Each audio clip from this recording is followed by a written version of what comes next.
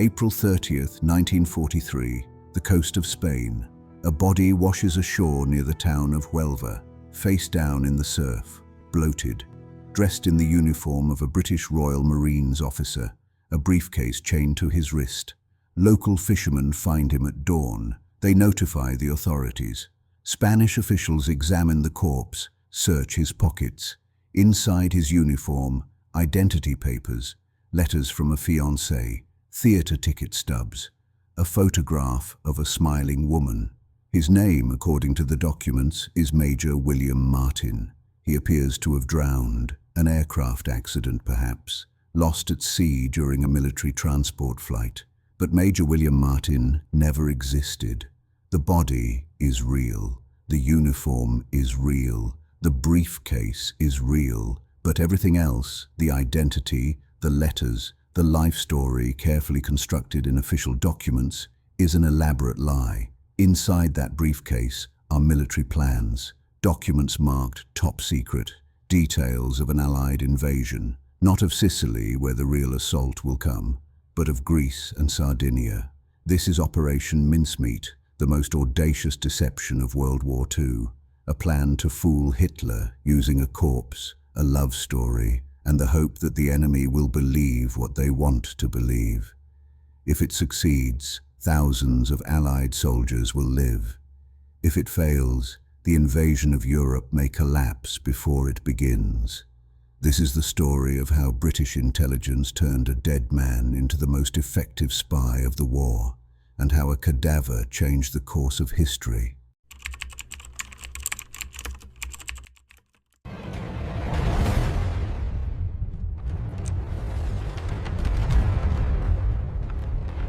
By early 1943, the tide of World War II is shifting. Germany has been defeated in North Africa. The Soviet Union has stopped the Wehrmacht at Stalingrad. For the first time since 1939, the Allies are winning. But everyone knows the next move. Churchill and Roosevelt have agreed. The invasion of Nazi-occupied Europe must begin in the Mediterranean. The target is obvious: Sicily. The island sits at the crossroads of the Mediterranean, jutting from the toe of Italy like a stepping stone into Hitler's fortress Europe. Capturing Sicily will give the Allies airfields, ports, and a base for invading the Italian mainland. It will knock Mussolini out of the war and force Germany to defend a second front. But Sicily is also the most obvious target. German and Italian forces know it. They are fortifying the island, concentrating troops, preparing defenses. If the invasion meets fierce resistance, the casualties will be catastrophic. The Allies need surprise. But how do you surprise an enemy when your intentions are transparent? This is the problem facing the London Controlling Section, the small, secretive department within British intelligence responsible for strategic deception. Their job is to make the enemy believe lies, to hide the truth beneath layers of misdirection. The man leading the operation is Lieutenant Commander Ewan Montague, a naval intelligence officer, a lawyer in civilian life, methodical, creative, and utterly committed to winning the war through cunning rather than brute force. Montague's mission: convince the Germans that the Allies will invade Greece and Sardinia, not Sicily. But how? The Germans are not fools. They have intelligence networks, reconnaissance aircraft, analysts studying every Allied move.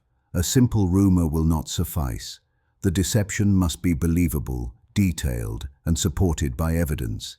Evidence the Germans will trust, evidence they will discover themselves. The idea comes from a memo written in 1939 by Rear Admiral John Godfrey, Director of Naval Intelligence. The memo, labeled the Trout Memo, lists creative methods for deceiving the enemy. Item 28 suggests planting false documents on a corpse and allowing it to drift into enemy hands. Montague reads it and sees possibility. What if a dead body carrying false invasion plans washed up on a beach controlled by Axis sympathizers? What if the Germans found the documents and believed them authentic? It is a gamble, a grotesque, audacious gamble. But if it works, it could save thousands of lives. Montagu takes the idea to his superiors. They are skeptical, but the alternatives are limited and the stakes are immense. The operation is approved. They will need a corpse.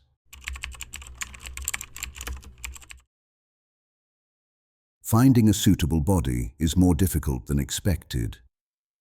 Montagu and his colleague, Flight Lieutenant Charles Cholmondeley, consult with Sir Bernard Spilsbury, one of Britain's leading pathologists.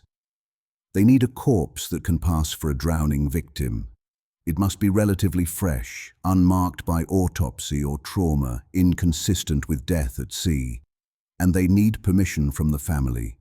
In wartime London, death is common. But finding a body that meets their criteria and obtaining consent to use it is ethically and practically complex. Eventually, they succeed. The body is that of Glyndwr Michael, a 34-year-old Welsh labourer, homeless, despondent. He died in January 1943 after ingesting rat poison. Whether suicide or accident is unclear. He has no close family, no one to ask questions. His body is stored in a morgue, kept cold to preserve it until the operation can proceed. Montagu and Cholmondeley now face the task of transforming Glyndwr Michael into Major William Martin. They begin with identity. The name is chosen carefully. Martin is common enough to seem unremarkable. William is respectable, traditional. The rank, Major, is senior enough to carry important documents, but not so high as to attract undue scrutiny. They create a life. William Martin, they decide, is an officer in the Royal Marines, born in Cardiff, educated at a minor public school, assigned to Combined Operations Headquarters in London, recently engaged to be married.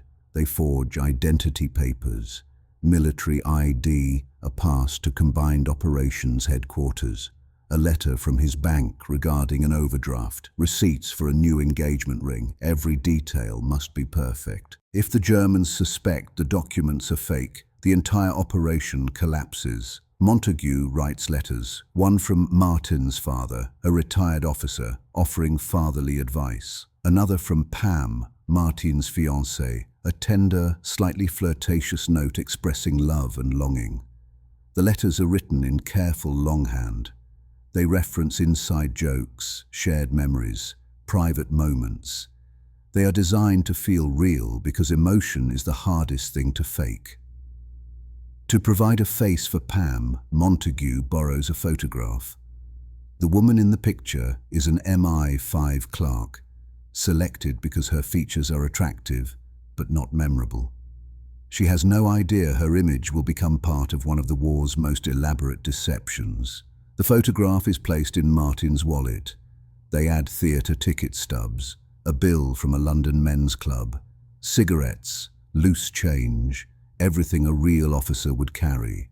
Finally, they prepare the briefcase. Inside, they place carefully forged documents, letters between senior British officers discussing invasion plans, references to operations in Greece and Sardinia, casual mentions of troop deployments, supply routes, timing.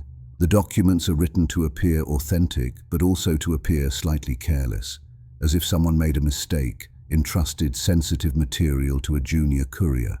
The briefcase is chained to the corpse's wrist, as military protocol would require. Now they need to deliver their creation to the enemy.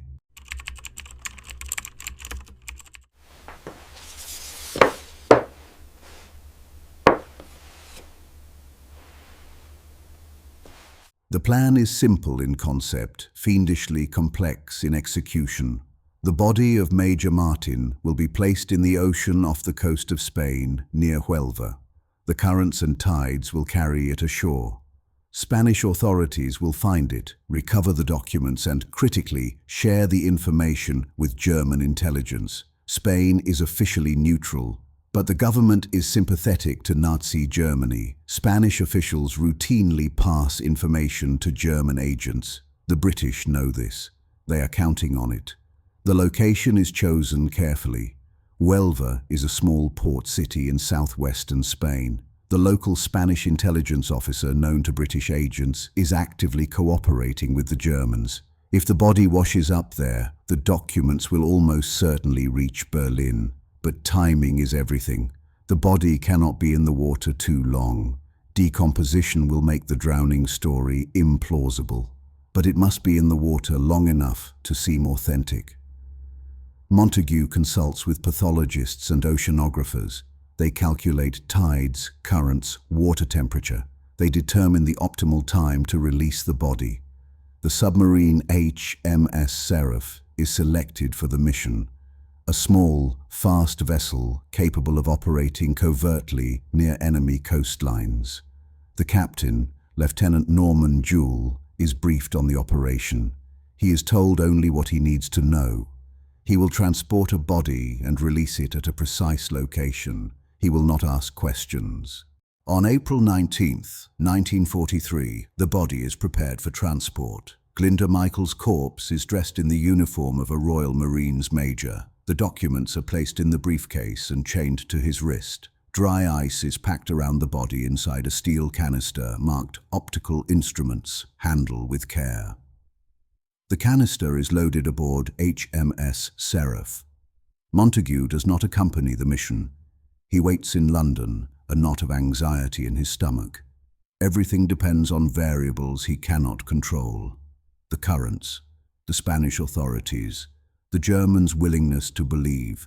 If any part of the plan fails, Sicily will be a bloodbath. HMS Seraph departs on April 19th. The submarine navigates carefully through the Bay of Biscay, avoiding German and Spanish patrol vessels. The crew does not know what is inside the canister. Rumors circulate. Some guess correctly. On April 30th, just before dawn, the submarine surfaces off the coast of Huelva. The canister is brought on deck. The crew opens it. The body is bloated, discolored, but intact. The uniform is still properly arranged. The briefcase is still chained to the wrist. Lieutenant Jewell reads a brief prayer. The body is placed gently into the water. It drifts for a moment, face down, rocking in the swell. Then the currents take it. HMS Seraph submerges and disappears into the dark Atlantic. The die is cast.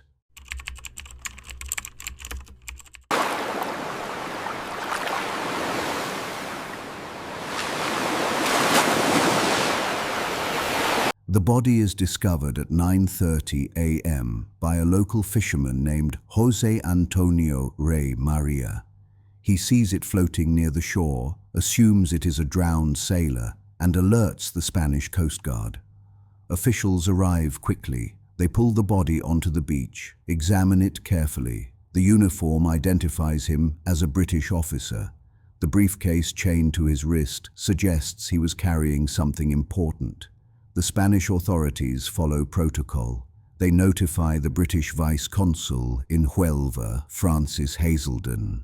Hazelden, himself part of the deception, pretends to be deeply concerned. He requests the body and the personal effects be returned immediately. The Spanish agree, but they delay.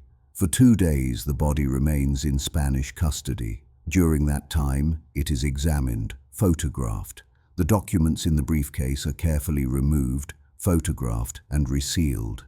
The local Spanish intelligence officer, as British intelligence predicted, immediately contacts his German counterpart. The photographs of the documents are sent to German intelligence in Madrid. From Madrid, they travel to Berlin. Meanwhile, Hazelden continues to press for the return of the body and the briefcase. His urgency is deliberate, designed to make the Spanish believe the British are desperate to prevent the documents from being seen. The more desperate Hazelden appears, the more valuable the documents seem. On May 2nd, the Spanish return the body and the briefcase to British authorities. Hazelden arranges for the body to be buried with full military honors in the local cemetery. A gravestone is erected. Major William Martin, Royal Marines, died April 24, 1943. Even in death, the fiction is maintained. Back in London, Montagu waits for confirmation. Did the Germans take the bait? British intelligence has ways of checking. They monitor German communications, track troop movements, analyze enemy deployments. Within days, the first signs appear. German intelligence reports, intercepted by British codebreakers, reference the captured documents. The reports are sent to the highest levels of the German command. Field Marshal Wilhelm Keitel, chief of the Wehrmacht High Command, personally briefs Hitler. The Führer reads the documents, he believes them. Hitler orders reinforcements sent to Greece and Sardinia. Panzer divisions are moved from France and Italy. Coastal defenses are strengthened. Luftwaffe squadrons are redeployed. Sicily is left relatively undefended. The deception has worked. But Montagu does not celebrate yet. Believing the documents is one thing. Acting on them is another. The Germans might suspect a trap. They might hedge their bets, reinforcing Sicily despite the documents. British intelligence watches closely. The waiting is excruciating. Montagu and his team monitor German communications through Ultra, the secret program that has broken the Enigma code. Every intercepted message is analyzed. Every troop movement is tracked. In the first days of May, the signals are ambiguous. German High Command discusses the documents. There is debate. Some officers question the authenticity, but the questions focus on operational details, not whether Major Martin himself was genuine. This is crucial. The Germans believe the man was real. They are only questioning whether the documents represent actual Allied plans, or if a careless officer accidentally carried genuine secrets. On May 12, 1943, a breakthrough. An intercepted message from Berlin to commanders in the Mediterranean. The decrypt is fragmentary, but clear enough. Reinforcements are being redirected, not to Sicily, to Greece. Montagu allows himself a moment of cautious optimism. But he needs more. He needs proof that the deception has penetrated to the highest levels, that Hitler himself has been convinced. On May 14th, that proof arrives. A message from the German naval staff to all Mediterranean commanders. The decrypt reads, "The Führer has ordered that Sardinia and the Peloponnese are to be the main targets of the enemy offensive. All preparations must be made accordingly. The Peloponnese, southern Greece. The deception has worked." In the following weeks, British reconnaissance, both aerial photography and intelligence reports from resistance networks, confirms the German response. Panzer divisions are moving from France to Greece. Coastal artillery is being installed on Sardinian beaches. German engineers are laying minefields and constructing fortifications, and Sicily's defenses remain relatively thin. The 15th Panzer Grenadier Division, which had been stationed in Sicily, is transferred to Greece. Luftwaffe squadrons are redeployed. Even naval assets, E-boats and submarines, are concentrated in the wrong locations. The Germans are preparing for an invasion that will never come. But Montagu knows the real test is still ahead. When the actual invasion of Sicily begins, will the Germans realize they have been deceived? Will they be able to rush reinforcements back in time?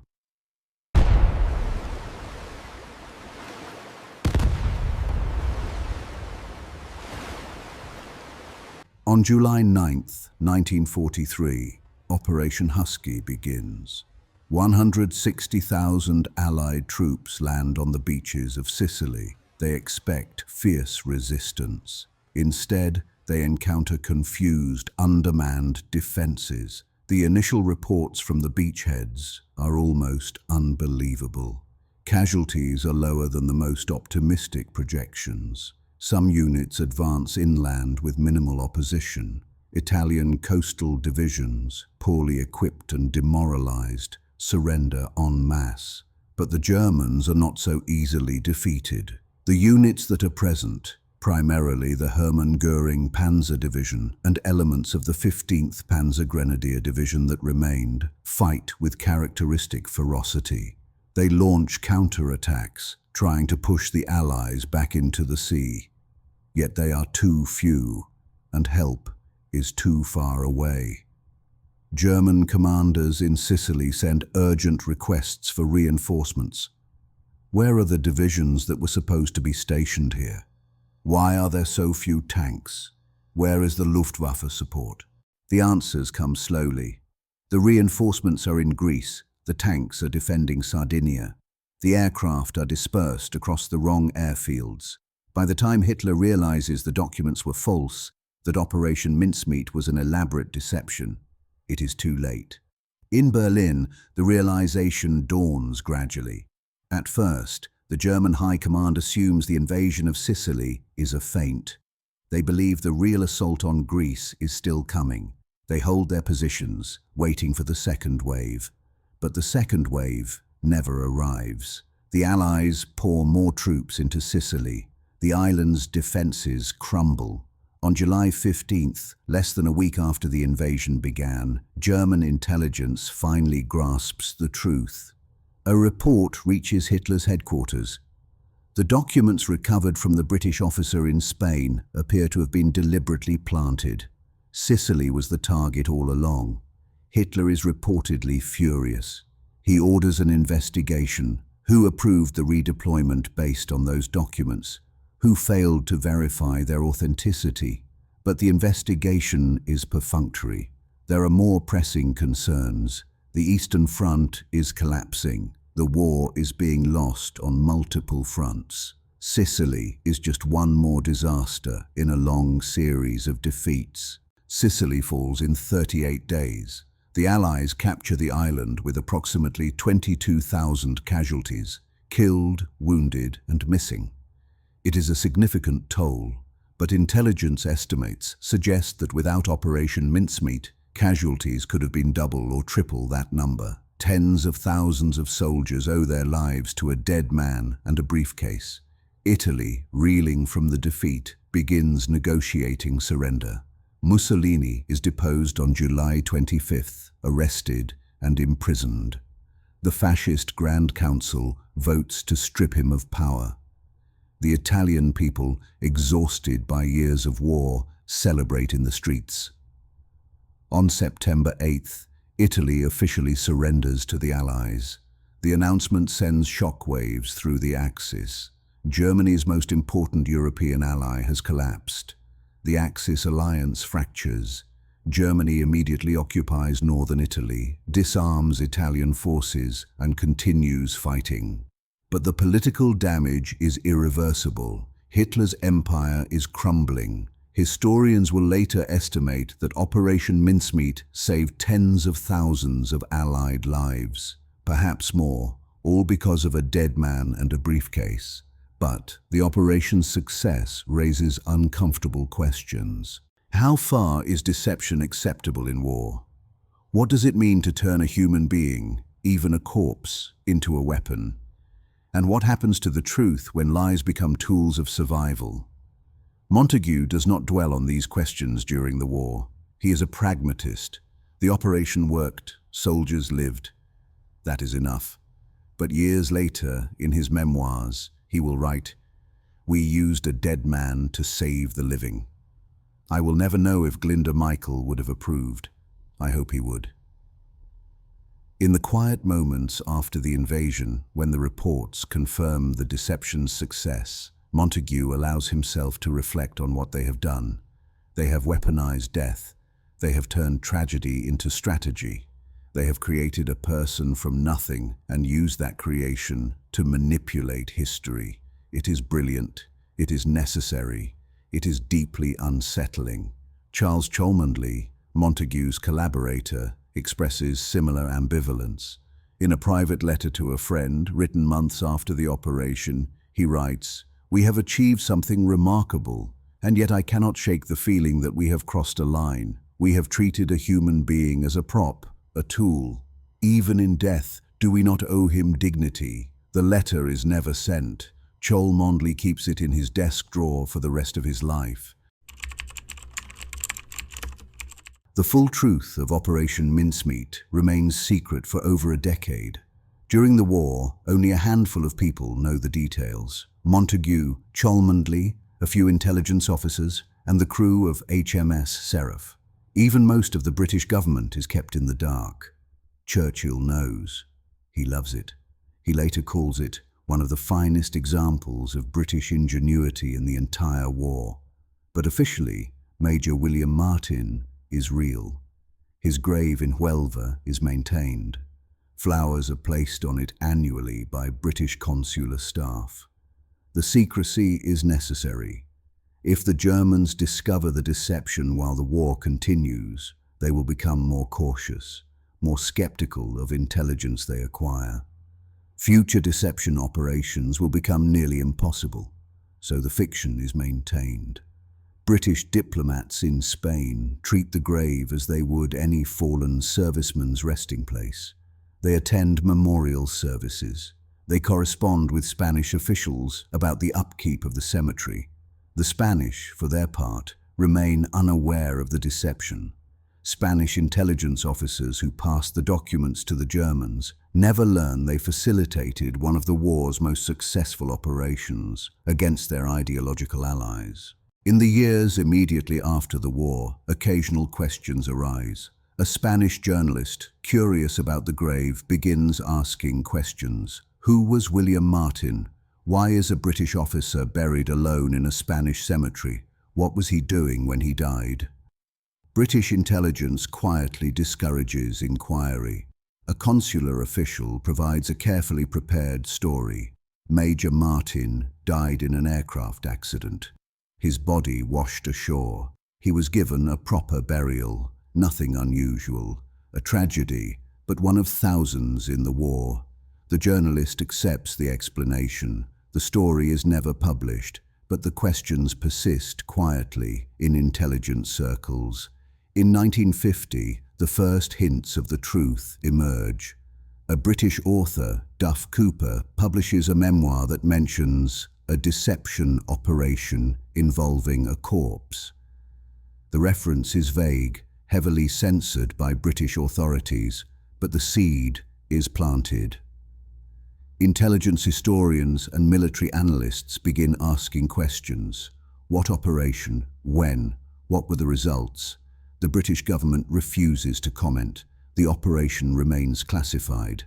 Finally, in 1953, after considerable internal debate, the decision is made to declassify Operation Mincemeat. The war has been over for 8 years. The geopolitical landscape has shifted. The Soviet Union, not Germany, is now the primary concern. And there are practical reasons. The techniques used in Operation Mincemeat have been studied and refined. New deception operations, adapted for the Cold War, are already in planning.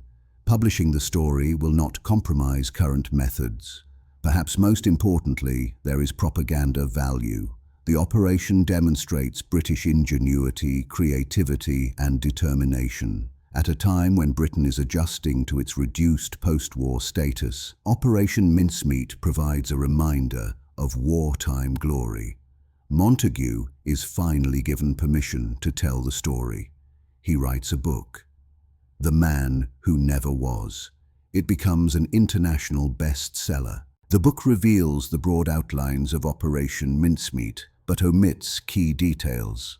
Montague does not name Glinda Michael. He refers to the corpse only as the man who never was, a phrase that will define the operation for decades. He does not fully explain how the body was obtained. He says only that it was acquired with proper permissions and that the identity of the deceased would remain confidential to protect the family. He protects the identities of living participants.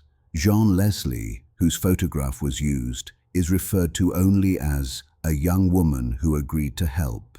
The crew of HMS Seraph are mentioned but not named. The book is written with Montague's characteristic wit and precision. It reads like a spy thriller, building tension, revealing details gradually, culminating in the triumph of the Sicily invasion. Reviews are overwhelmingly positive. Critics praise the ingenuity of the operation and the clarity of Montagu's prose. The book sells hundreds of thousands of copies. Translations appear in multiple languages. The book is adapted into a film in 1956, further cementing the operation's place in popular imagination. The film, starring Clifton Webb as Montagu, dramatizes the planning and execution of the operation. It invents romantic subplots, adds dramatic tension, and portrays the operation as a clever game between British and German intelligence. The film is a commercial success. It wins awards. It introduces Operation Mincemeat to a generation who experienced the war as children or not at all. But the book and film sanitize the operation. They present it as a clever trick, a bloodless spy game. The ethical complexity is minimized. The uncomfortable reality that the operation required using a human corpse as a prop in a macabre theatre production is downplayed. Glinda Michael is erased. He becomes a nameless body, a convenient plot device. The fact that he was a real person with a life, a family, a story, is lost in the narrative. This sanitization is partly deliberate. Montagu is protective of Michael's identity. He believes revealing the man's name would serve no purpose other than satisfying curiosity. The family, what little remains of it, deserves privacy, but the erasure has consequences. It turns Operation Mincemeat into myth, a story too neat, too perfect, too clean. It is not until decades later, when classified documents are released and historians gain access to wartime records, that the full story emerges. In the 1990s, researchers finally identify the body as Glinda Michael. Records from the Westminster Coroner's Court, cross-referenced with intelligence files, confirm his identity. Researchers uncover the truth about his life and death. A homeless man, poisoned, transformed into a war hero without his knowledge or consent. The revelation is both illuminating and troubling. Some celebrate the operation as brilliant, necessary, justified by the lives it saved. Others are troubled by the ethics, by the use of a vulnerable person, someone with no family to advocate for him, no resources to resist, no voice to consent or object. Did the ends justify the means? Does wartime necessity excuse using a person's body without permission? There are no easy answers. In 1998, after considerable debate and pressure from historians and ethicists, the gravestone in Huelva is updated. It now reads, Glinda Michael, served as Major William Martin, RM.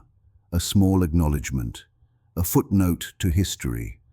But for Glinda Michael, it is the only recognition he will ever receive. The ceremony is small. British consular officials attend. A few historians who researched his identity. Representatives from the Welsh community, no family. Glinda Michael has no surviving relatives. The new headstone is unveiled.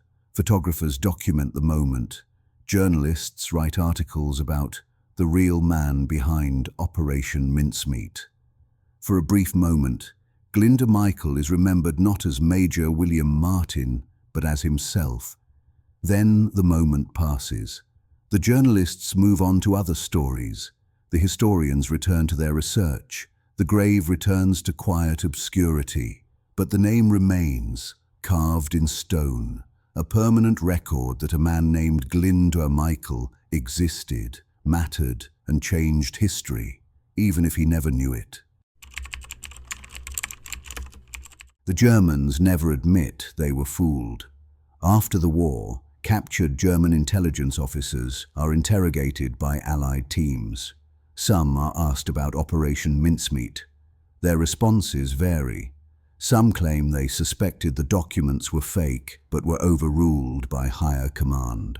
Others insist the documents seemed genuine and that the deception was perfect. The interrogations reveal fascinating details about German intelligence analysis. When the documents were first received, the Abwehr, German military intelligence, conducted a thorough examination. They analyzed the paper, the ink, the handwriting. They verified the signatures against known examples. They cross-referenced names and unit designations with existing intelligence about British military organization. Everything checked out. The documents appeared genuine in every technical aspect. But some officers had reservations, not about the documents themselves, but about the circumstances of their discovery. It seemed too convenient. A British officer carrying highly sensitive documents, traveling by air over neutral Spain, crashes at sea, and his body happens to wash ashore where German intelligence can access it. The probability seemed extraordinarily low. One officer, Admiral Wilhelm Canaris, head of the Abwehr, reportedly expressed doubts about the documents, but his warnings were ignored. Hitler, convinced the documents were real, made the final decision to reinforce Greece and Sardinia. Canaris, a complicated figure who harbored doubts about Hitler and would later be executed for his involvement in a plot to assassinate the Führer, took the secret of his suspicions to his grave. He was hanged on April 9, 1945, less than a month before Germany's surrender. His knowledge of Operation Mincemeat died with him. But did Canaris truly suspect? Or is his supposed skepticism a post-war invention, a way for German intelligence to save face? British intelligence analysts debate this for years. They examine intercepted communications, interrogation transcripts, post-war memoirs. The consensus: the Germans believed the documents were real. Intercepted messages from May 1943 show no indication of doubt at the highest levels. The redeployment orders were issued confidently, without hedging or contingency planning for Sicily. If Canaris had doubts, he either did not communicate them effectively or was overruled so completely that his concerns left no trace in the documentary record. But some analysts suggest a darker possibility. What if the Germans suspected the documents were fake but used them anyway? This theory proposes that German commanders, already stretched thin across multiple fronts, used the discovery of Allied plans as justification for deployments they wanted to make for other strategic reasons. Reinforcing Greece protected oil supplies in the Balkans, critical for the German war machine. The Romanian oil fields at Ploiești were essential. Greece was the gateway to defending that supply line. Defending Sardinia secured Mediterranean supply routes and protected Italy's western coast. In this interpretation, Operation Mincemeat succeeded, not because the Germans were fooled, but because the lie aligned with their existing strategic priorities.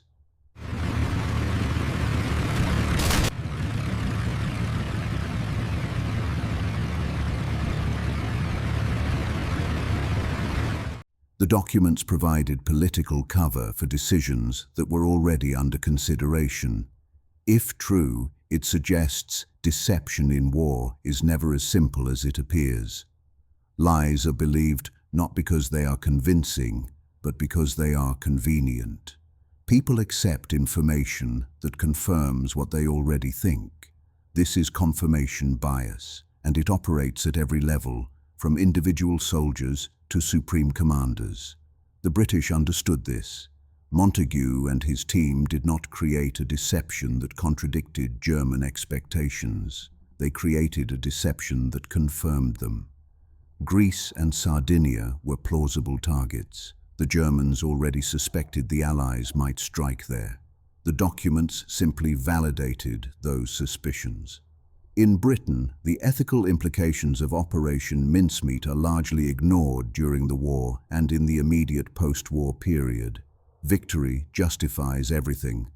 But in later decades, as historians gain access to classified files, uncomfortable questions surface. How was consent obtained to use Glyndwr Michael's body? The official records are vague. Some suggest his family gave permission. But Michael had no close family. Who exactly consented? In 2003, a researcher named Dennis Smith publishes a detailed history of Operation Mincemeat. He uncovers evidence that consent was obtained from Glyndwr Michael's sister, But the sister was not told the full truth about how the body would be used. She was told her brother would be buried with military honors. She was not told he would be disguised as a fictional officer and used to deceive the enemy. Is partial disclosure the same as informed consent? Medical ethicists and historians debate the question. Some argue that wartime necessity creates different moral standards. In total war, when the survival of civilization is at stake, normal ethical rules are suspended. Others insist that deception, even in war, has limits, that treating human beings, even the dead, as mere tools degrades the principles supposedly being defended. The debate is philosophical, not legal. There is no trial, no official reckoning. The men who planned Operation Mincemeat are celebrated as heroes. Montague receives awards, honors, and eventually a knighthood, though primarily for his later work as a judge, not specifically for Operation Mincemeat. Glyndwr Michael receives a corrected headstone. In 2010, a group of medical ethicists publishes a paper analyzing Operation Mincemeat from the perspective of contemporary bioethics standards. Their conclusion is measured.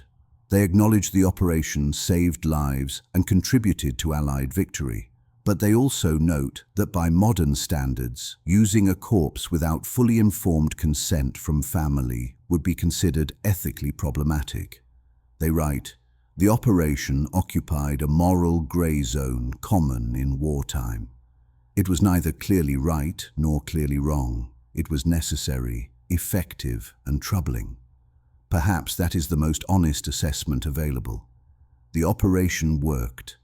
It saved lives. It also treated a vulnerable person as a means to an end. Both things are true. Both must be acknowledged. Operation Mincemeat becomes a template for military deception. In the decades following World War II, intelligence agencies around the world study the operation. Military academies include it in their curricula. Staff colleges analyze its methods. The techniques, creating a false identity, planting documents, exploiting enemy biases, are refined and adapted. During the Cold War, both NATO and the Warsaw Pact developed sophisticated deception programs. False defectors are created with elaborate backstories.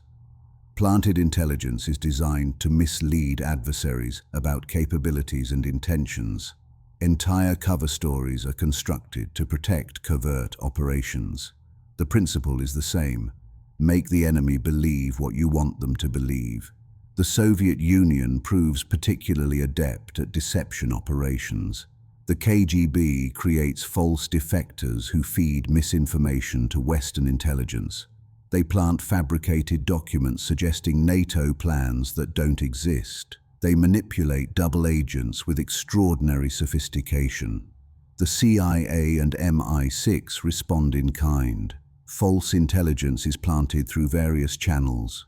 Disinformation campaigns are launched to sow confusion and mistrust, but few operations achieve the elegance of mincemeat. Most deceptions are discovered, most lies are eventually exposed. What made mincemeat succeed? Analysts identify several factors. First, the Germans wanted to believe. They knew the Allies would invade somewhere in the Mediterranean. Greece and Sardinia were plausible targets. The documents confirmed what German commanders already suspected. This is key. Successful deception does not convince people of something completely unexpected. It nudges them toward a conclusion they are already inclined to reach. Second, the deception was meticulous. Every detail of Major Martin's identity was carefully constructed. The emotional content, the letters from Pam, the concern from his father, made the fiction feel real. The British understood that German intelligence would not just analyze documents, they would analyze the man. So they created a complete person with flaws, relationships, and humanity. German intelligence reports from May 1943 describe Major Martin as a careless officer, possibly involved in a romantic entanglement, who neglected security protocols. The Germans believed him because he seemed human. because humans make mistakes. Third, the British exploited Spanish cooperation. They understood the geopolitical landscape. Spain was officially neutral, but ideologically sympathetic to the Axis. Spanish intelligence routinely shared information with the Germans. The British knew this. They counted on it. They chose Huelva specifically because the local intelligence officer was known to cooperate with German agents. They turned Spain's neutrality into an asset. Fourth, the timing was perfect.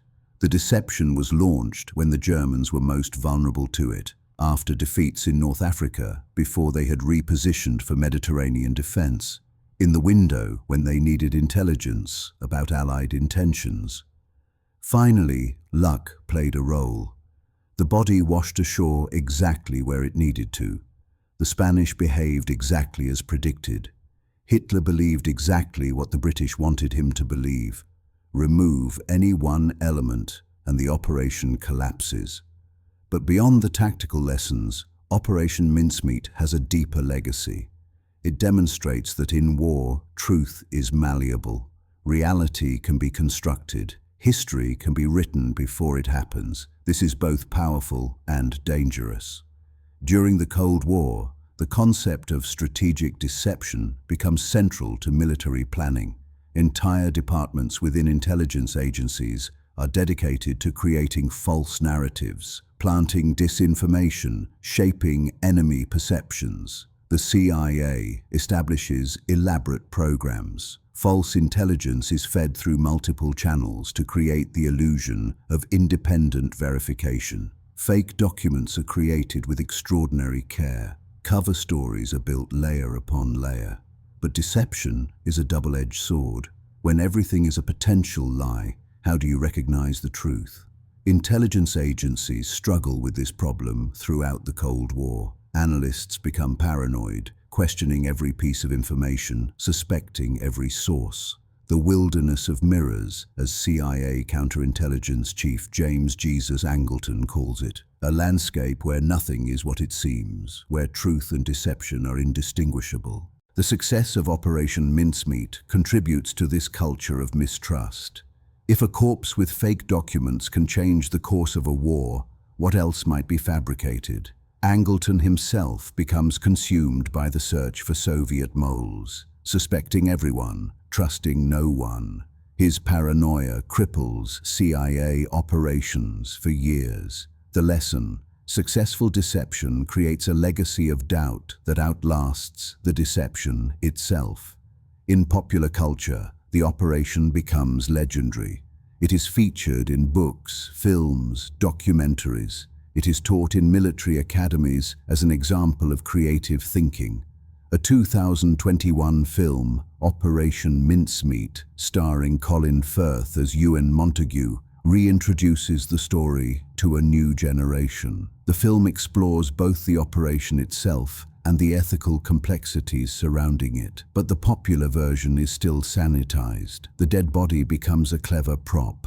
The ethical questions are acknowledged but not fully confronted. The operation is presented as a triumph of British wit over German arrogance. The reality is more complex. Operation Mincemeat saved lives. It contributed to Allied victory. It demonstrated extraordinary creativity and intelligence. It also exploited a corpse, deceived neutral Spain, and contributed to a military culture where deception is normalized, where truth is secondary to strategic advantage.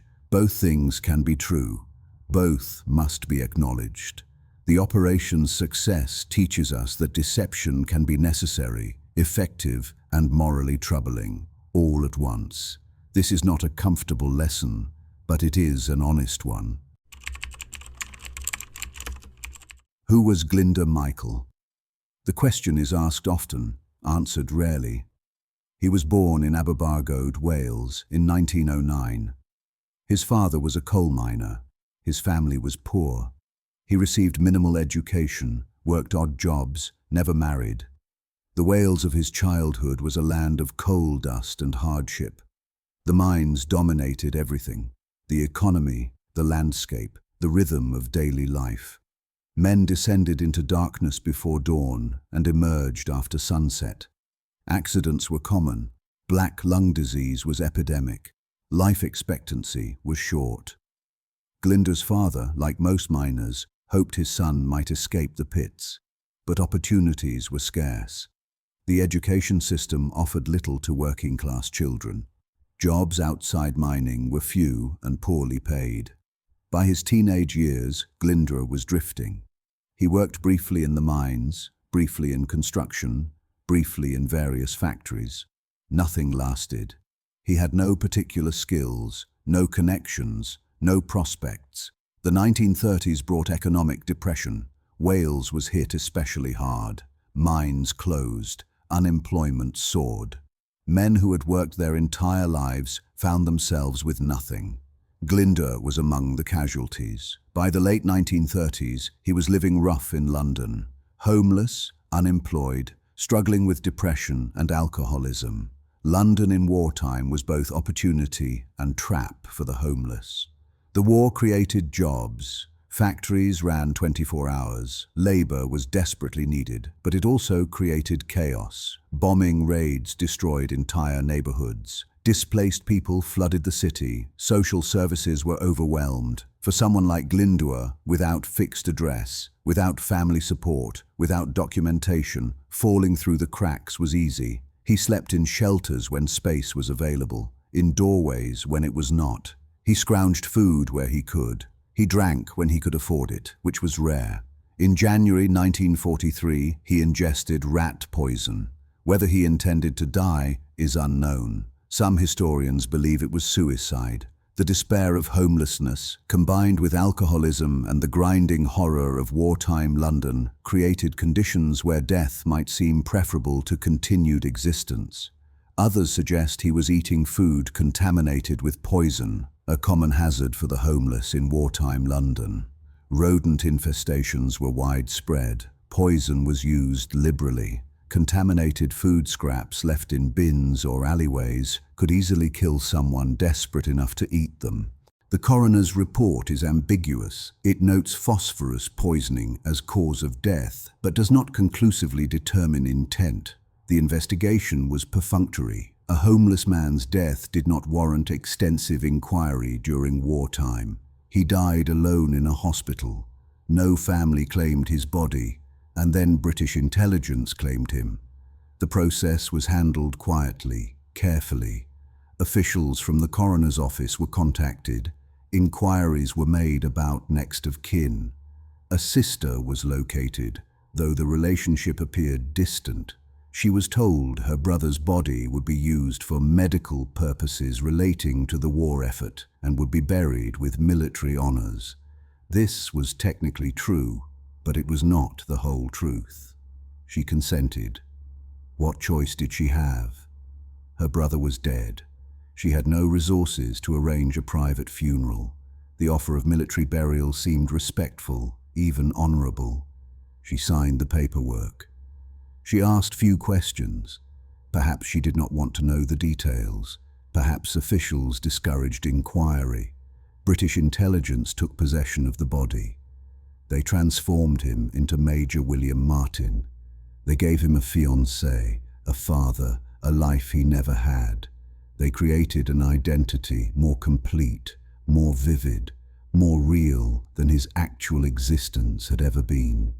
In death, Glinda Michael became someone important, someone whose existence mattered, someone who changed the course of history.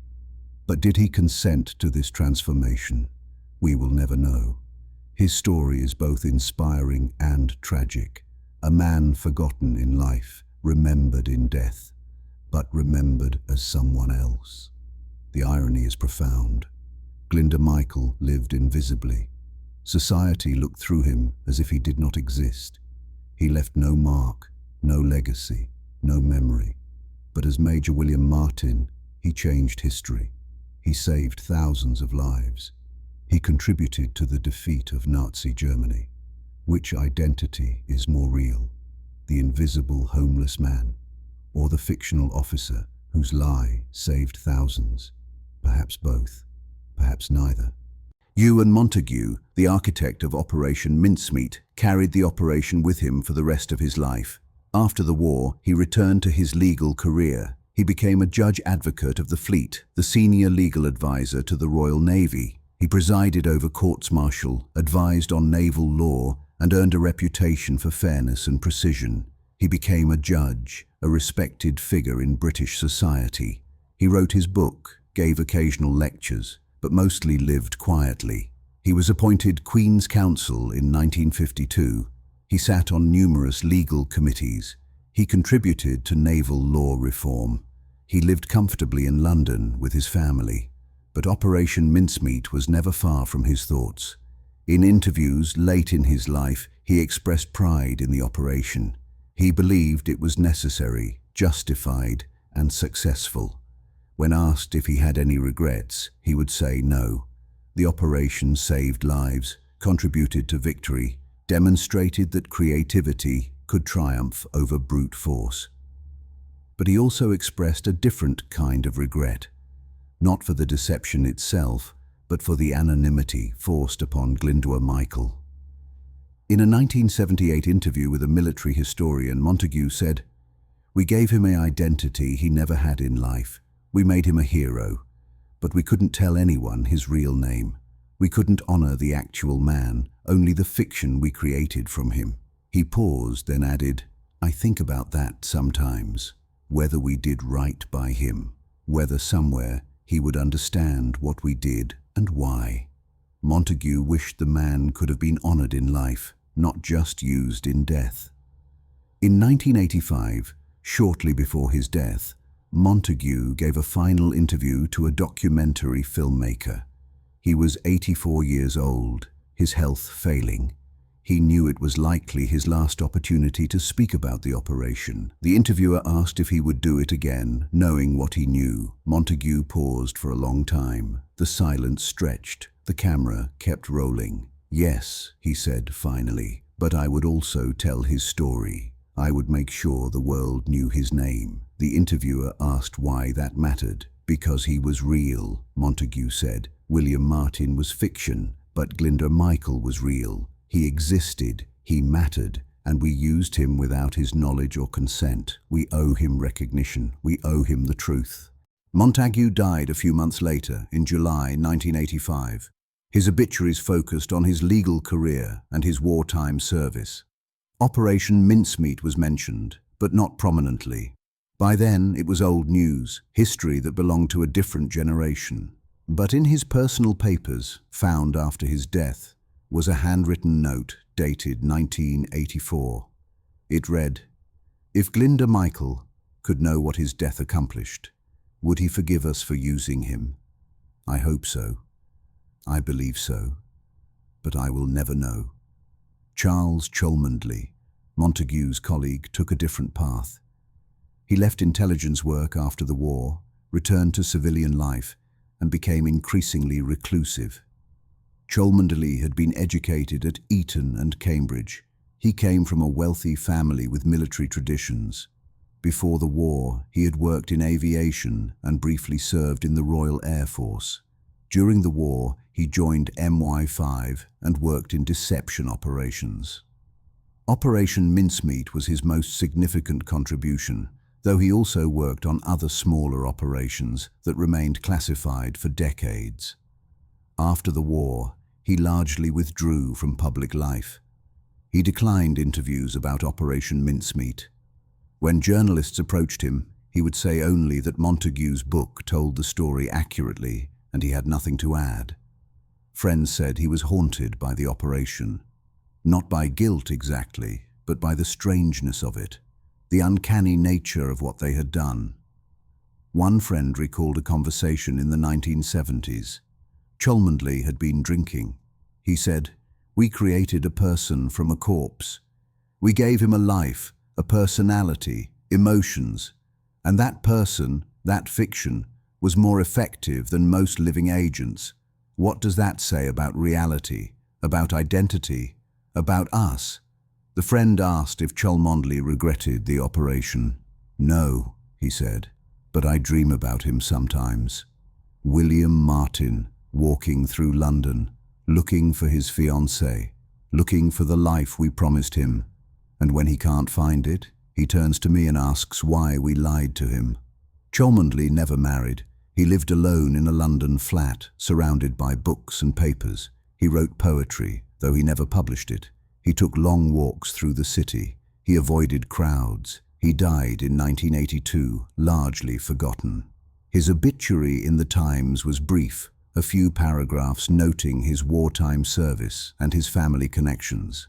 Operation Mincemeat was not mentioned. After his death, his papers were examined by researchers. Among them were drafts of an unpublished memoir about Operation Mincemeat. The manuscript was incomplete, fragmented, clearly abandoned midway through. One passage stands out. "We thought we were being clever, creating a perfect deception. But perhaps the deception was more perfect than we realized. We created a man who never existed, and in doing so, we erased the man who did. Glinda Michael died twice, once in body, once in memory. We killed him the second time, not intentionally, but completely." The manuscript ends there. Whatever else Cholmondeley intended to write, he never completed it. And what of Pam, the woman whose photograph was placed in Major Martin's wallet? Her real name was Jean Leslie.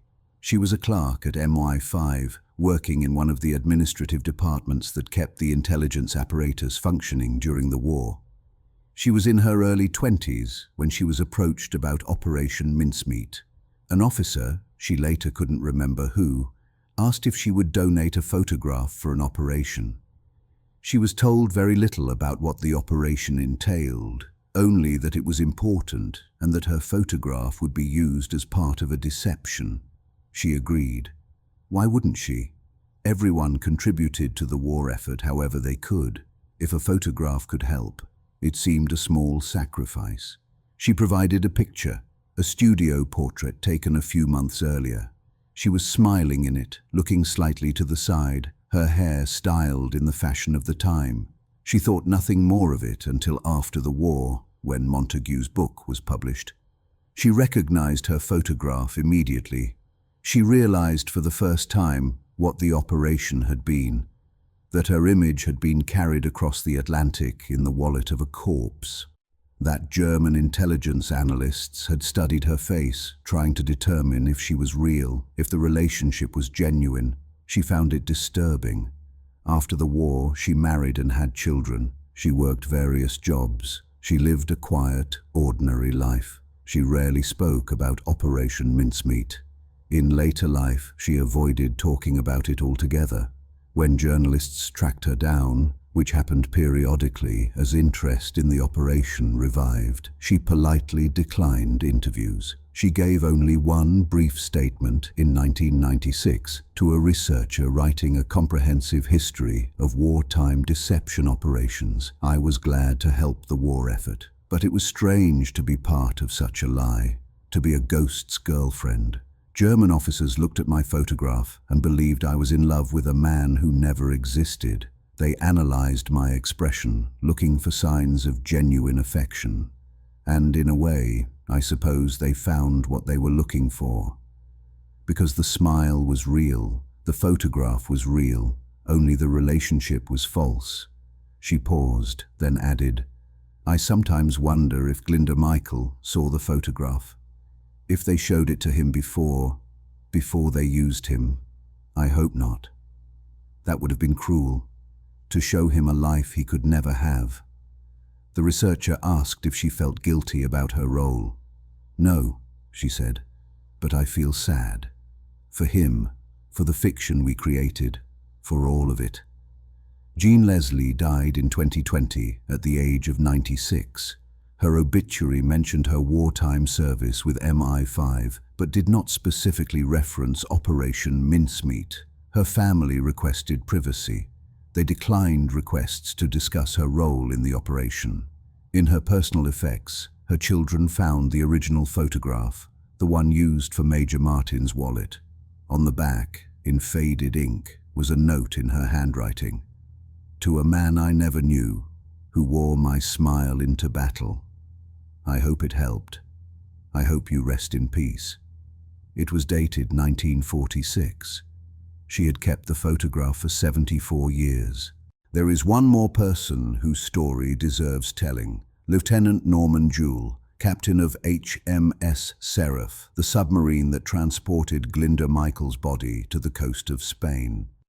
Jewell was a career naval officer, professional, competent, discreet. He had commanded submarines in dangerous operations throughout the war, inserting agents into occupied France, conducting reconnaissance missions along enemy coastlines, engaging enemy shipping. Operation Mincemeat was unusual, but not the strangest mission he had been assigned. He was briefed on the operation in general terms. He would transport a body and release it at a specific location. He was told the body was part of a deception operation, but was not given details about what the deception entailed or why it mattered. He did not ask questions. That was not his role. His job was to execute orders, maintain secrecy, and return safely. On April 30th, 1943, HMS Seraph surfaced off the coast of Huelva. The body was brought on deck. Jewell read a brief prayer, more out of respect for the dead than religious conviction. He later wrote in his memoir, "We committed the body to the sea with as much dignity as circumstances allowed. It felt strange, placing a corpse in the water with the deliberate intention that it would wash ashore. But we were at war. Strange had become normal." After the war, Jewell continued his naval career. He commanded other vessels, rose through the ranks, eventually retired as a rear admiral. He was decorated for his wartime service, though not specifically for Operation Mincemeat. He rarely spoke about the operation. When he did, it was with characteristic understatement. It was a mission. We completed it. I'm glad it contributed to the war effort, but in a private letter to a friend in 1970, he revealed more. "I've carried many things in submarines, torpedoes, agents, supplies, secrets, but that night off Spain, carrying a dead man dressed as a living officer, felt different. We were transporting a lie, a necessary lie perhaps, but still a lie.